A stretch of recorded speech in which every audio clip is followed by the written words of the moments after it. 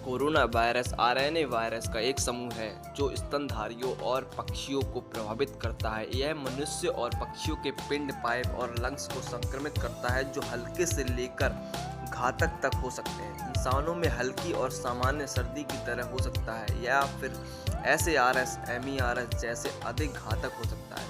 Corona virus यानी कोविड-19 को महामारी का कारण बताया गया है। कोरोना वायरस का जीनोम आकार 26 से 32 किलोबेस के बीच होता है। यह इलेक्ट्रॉन माइक्रोग्राफ से सौर कोरोना की याद ताज़ा कराता है, जिससे उसका नाम निकला है।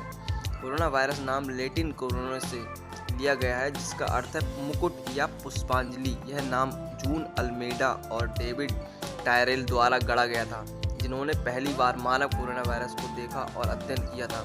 इस शब्द का प्रयोग पहली बार 1968 में नेचर जर्नल में वायरस के नए परिवार को नाम देने के लिए किया गया था। जानवरों में कोरोना वायरस संक्रमण की सबसे पहली रिपोर्ट 1920 के दशक में अंत में उत्तरी अमेरिका के पालतू मुर्गियों के श्वसन संक्रमण के दौरान आई थी। मानव कोरोना वायरस की खोज 1960 के दशक में की गई।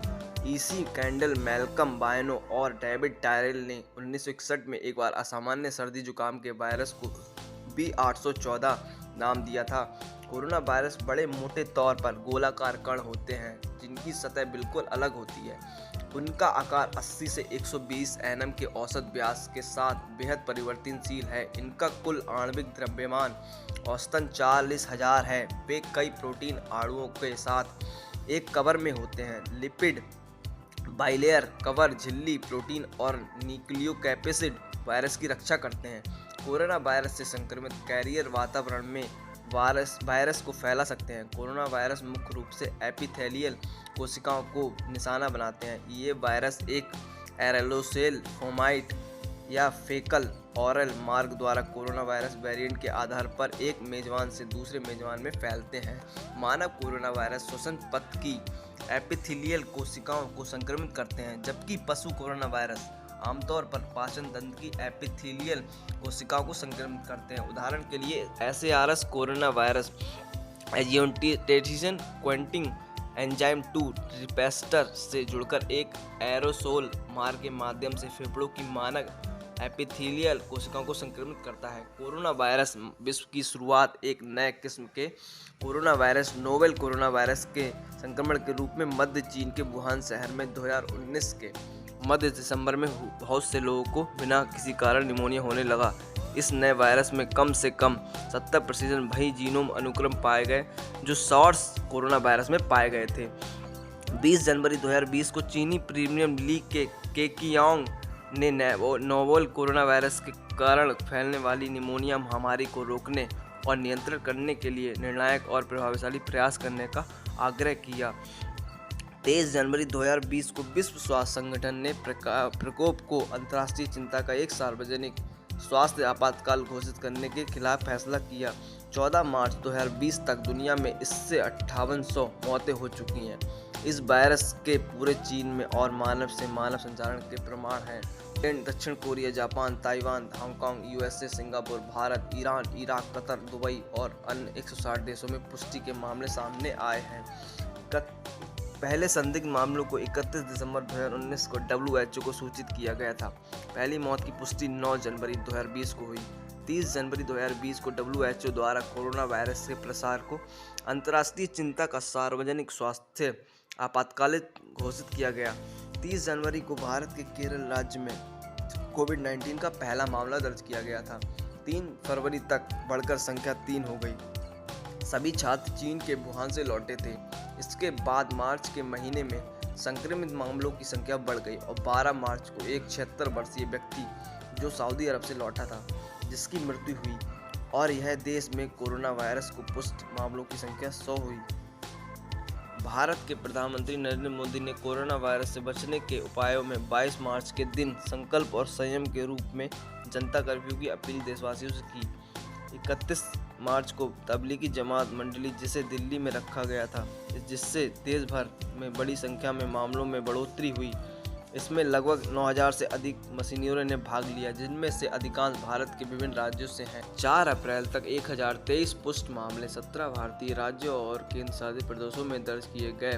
12 अप्रैल को भारत भर में कोरोना वायरस के संक्रमित लोगों की संख्या 8,447 पहुंची, जिसमें 273 लोगों की जान जा चुकी थी। 766 लोग ठीक भी हुए थे। टीकाकरण कार्यक्रम 16 जनवरी 2021 से शुरू हुआ। फरवरी 2021 तक दैनिक मामले 9,000 प्रतिदिन तक गिर गए थे। 9 अप्रैल को भारत ने 1 मिलियन सक्रिय मामलों को पार कर लिया। अप्रैल के अंत तक भारत ने 2.5 मिलियन सक्रिय मामले पारित किए और हर दिन 3 लाख नए मामले और 2,000 मौतें हो रही थीं।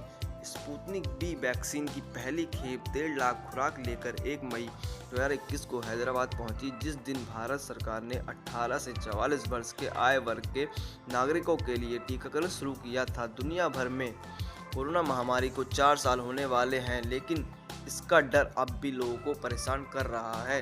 दिसंबर 2019 से चीन से शुरू होकर कोरोना महामारी संक्रमण का खतरा अब भी कम नहीं हुआ है। पिछले कुछ महीनों से दुनिया भर में संक्रमण की रफ्तार काफ़ी नियंत्रित देखी जा रही थी। हालांकि पिछले दिनों चीन में सब वेरिएंट JN.1 के कारण एक बार फिर से संक्रमण के मामले बढ़ने की खबर है। अब तक यहाँ 7 लोगों के इससे संक्रमित होने की पुष्टि की गई है और बताया गया कि JN.1 सब वेरिएंट भारत में भी दस्तक दे चुका है।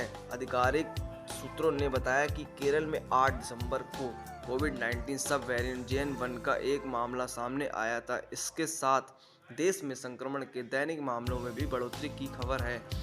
कोरोना पर अध्ययन कर रहे शोधकर्ता कहते हैं, भले ही हम कोविड-19 के साथ अभ्यस्त हो गए हैं, वैक्सीनेशन और हर्ड इम्यूनिटी के चलते नए वेरिएंट से संक्रमण और गंभीर रोगों का जोखिम अब काफ़ी कम। JN.1 का अब भी लगातार म्यूटेशन जारी है, जिसके कारण नए वेरिएंट का जोखिम बना हुआ है। यह भी हो सकता है कि JN के बाद भी बड़े कई संक्रामक वेरिएंट आ सकते हैं। JN की प्रकृति एक बार फिर से डरा रही है। इसको देखते हुए भविष्य के लिए खतरनाक संकेतों को समझना जरूरी है। अगर इसका प्रसार इसी गति से होता रहा तो इसका गंभीर परिणाम हो सकता है। पहला, कोरोना महामारी से भी हमें लंबी लड़ाई जारी रखनी पड़ेगी। दूसरा, JN.1 का प्रसार संभावित रूप से खतरनाक नए कोविड वेरिएंट्स के लिए अनुकूल माहौल बना सकता है। जानकारी अच्छी लगी हो तो वीडियो को लाइक करें, सब्सक्राइब करें, कमेंट करें, शेयर करें। वीडियो देखने के लिए धन्यवाद।